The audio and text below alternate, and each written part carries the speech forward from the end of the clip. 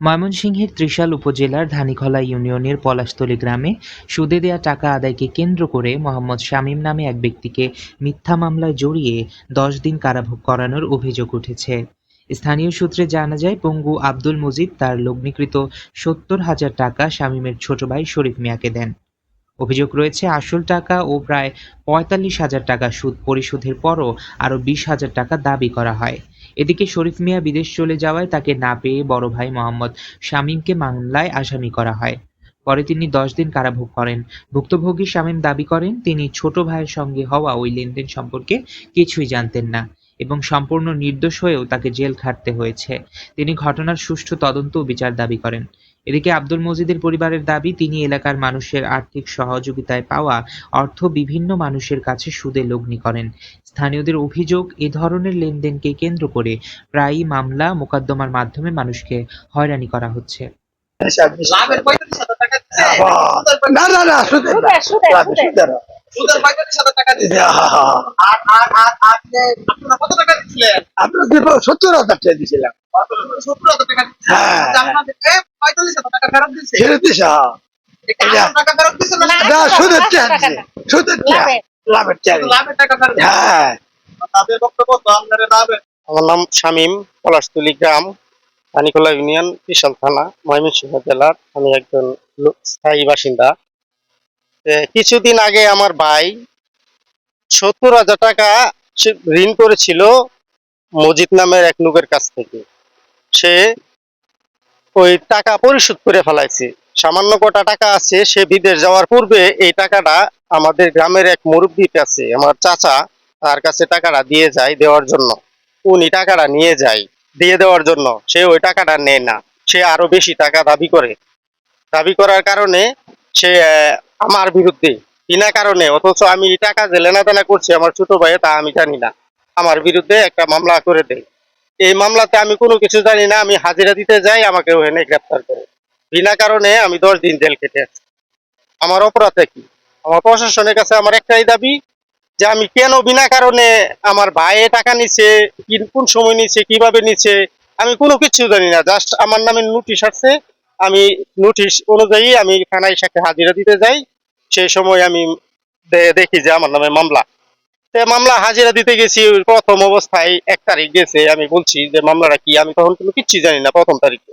দ্বিতীয় তারিখে গেছি, যা হোক এটা কি হয়েছে, দেখ সমস্যার সমাধান করে দিব। ওই প্রথম অবস্থায় আমাকে গ্রেপ্তার করে আমাকে ১০ দিনের জেল হাজতে জেল কাটতে হয়। আব্দুল মজিদ সে সুদের ব্যবসা করে আসছে দীর্ঘদিন যাবৎ। আব্দুল মজিদ সে দীর্ঘদিন যাবৎ সুদের ব্যবসা করে আসছে। সে সুদের টাকা লেনাদেনা করতেছে, অনেক মানুষের সাথেই লেনাদেনা করছে এবং কথা কাটাকাটি ঝগড়া বিবাদ সবসময় লেগেই থাকে জানি। এই আমার ছোট ভাইয়ের কোন ইয়াতে, মানে কোন কোন হিসাবে আমাকে জেলের কাটাইলো, তা আমি কোনো কিছু বুঝতে পারলাম না। সে তো অনেকদিন যাবৎ সুদের ব্যবসা করে আসছে, কিন্তু সে এই সুদের টাকার জন্য না কিসের টাকার জন্য আমাকে জেল কাটাইলো, তা আমি জানতে পারলাম না। কিন্তু আমার প্রশাসনের কাছে আমি একটাই দাবি চাই, যে কি কারণে আমার জেলে যেতে হলো, আমি কি, আমার অপরাধটা কি, আমার কেন জেল খাটতে হলো। আমি হ্যাঁ, মজিদ এবং মজিদের স্ত্রী রহিমা খাতুন মিথ্যা মামলা দিয়া, মানে স্বামী ভাইয়ের আর কি মামলা দিচ্ছে। সে সুদের টাকা নিয়ে আর কি ব্যবসা করে, তার পাড়াবাড়ি ভিক্ষা করে, আর সেই টাকা দিয়া তার স্ত্রী লাগাই দিছে, সেটা ভিক্ষা করে নিয়ে এখন সেটা মানে রমরমান আর কি ব্যবসা চলতেছে তাদের মাঝে। সুদের ব্যবসা দেয়া, তাদের অন্য ব্যবসাও আছে, তারা যে মফিল করে, করে যা যাবতীয় এগুলো মানুষের টাকা হাত করে, এটা হচ্ছে তাদের মেন করা। মাদকের ব্যবসা আছে তাদের, এইগুলো আর কি করে। আর এমনি টাকা নিয়ে তারা জোরপূর্বক ভাবে সেনাবাহিনী তার কি ভয় হুমকি দেয়, টাকা কেমন আদায় করবো এই কৌশল আর কি তাদের মাঝে আছে। তাদের ব্যবসা এটা আর কি, টাকা নেয় আর এটা করে এটার ভয়ে বিনা স্বামী জেল খাটাইছে।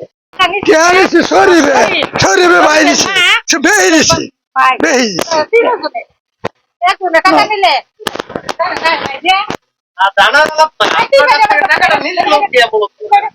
মূলত নিছে, মূলত নিছে শরীফে, শরীফে নিছে সময়ে শরীফ টাকা ফেরত দিছে না,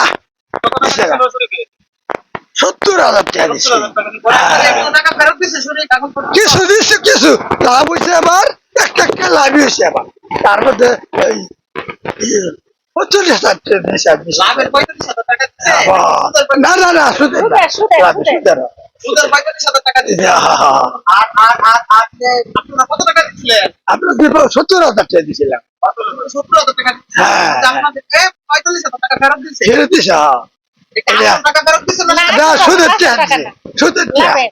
লাভের টাকা দিছে। লাভের টাকা ফেরত দিচ্ছে হ্যাঁ তাদের বক্তব্য তো আপনাদের লাভের দিচ্ছে 72,000 টাকা আপনি দিচ্ছে 70,000 টাকা 72,000 টাকা বাকি যে 20,000 টাকা আছে আপনি এটার জন্য 1 লাখ টাকা দিয়ে মামলা করে দরকার আছে হ্যাঁ এখন আমার কথা হচ্ছে, শরীফ টাকা নিচ্ছে হ্যাঁ শরীফের বড় ভাইয়ের বিরুদ্ধে আপনি মামলা করতে মামলা শরীফের নামে, শরীফের ভাই বই নামে, শরীফের বইয়ের নামে না মামলা করছে ব্যক্তি নেবে।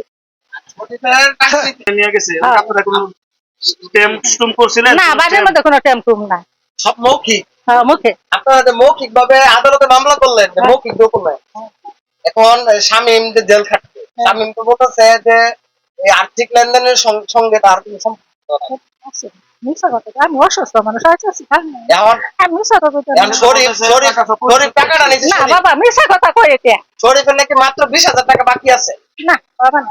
আপনারা আরো এলাকার নাকি টুর্নামেন্ট করছেন আমি না কোনোদিন নেতা ধরিয়া নাকি আপনারা লোককে টাকা নেওয়াইছেন 45,000 দিছি এই যে শুনুন কই আমি নেতা কই চিনবো কই যাবো 45,000 টাকা কি আপনাকে ফেরত দেওয়া হয়েছে কেউ কার মাধ্যমে শুনুন আমি কই সজীব আছে না সজীব হ্যাঁ। আমি সজীবকে চিনি না আচ্ছা আমার মাথা ফাটে হেলছে আমার হাসপাতাল থেকে যেদিন আনে এদিন সজীবের লগে দেখা হয়েছে দেখা হইলে সজীবে কয় যাই কালকে 11টার সময় আমি যাইতেছি বিচার করতে বিএনপি নেতা না সজীব আহে না আইলে আমি ফোন করি সজীব আমার কয় কি আপনার যে টাকাটা দিব বাংলাদেশ এমন লোক এমন রুস্তুম জন্মিছে আমার ভয় দেখা আচ্ছা এখন আপনারা সজীবে এখন আপনাদের পক্ষ থেকে বক্তব্য কি যে আপনারা টাকাটা শরীফকে দিছিলেন হ্যাঁ এখন শরীফ বিদেশ চলে গেছে হ্যাঁ। এখন সেই টাকা উদ্ধারের জন্য শরীফের বড় ভাইয়ের বিরুদ্ধে মামলা দিচ্ছেন এই তো বড় ভাই আসেন ঠিক আছে ঠিক আছে